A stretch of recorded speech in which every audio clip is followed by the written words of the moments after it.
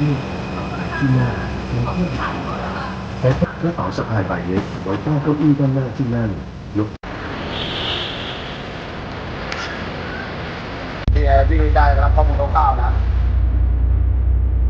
โรงแรมเที่ยงครึ่งเที่ยงลงมากินข้าวมาเจอกันนะครับใส่ชุดนี้แหละนะครับใส่เสื้อขาวนี่แหละไปกินข้าวด้วยกัน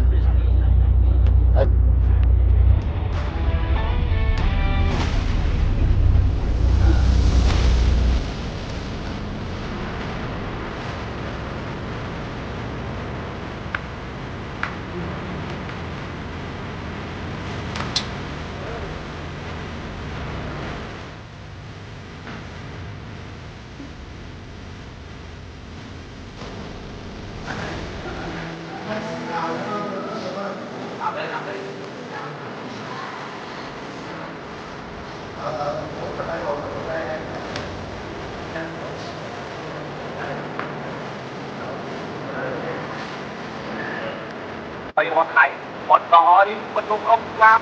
ทางสนามคือกูหนักหน้ามาไปแต่บอกการเช็คสนามนั่นปัดตามปัดปุยตักปัดปุยปัดมือเลิกมาจอมกลางเลยต้องมวยลูกเวียต้องมาเจอปัดคอยตับ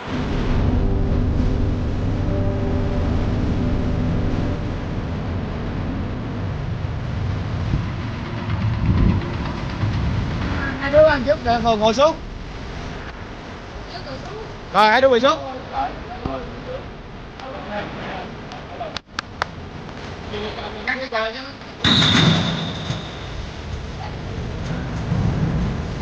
Trong hệ thống thứ hai này thì sẽ là một cái cơ quan chỉ đủ cho từng phương tiện cháy.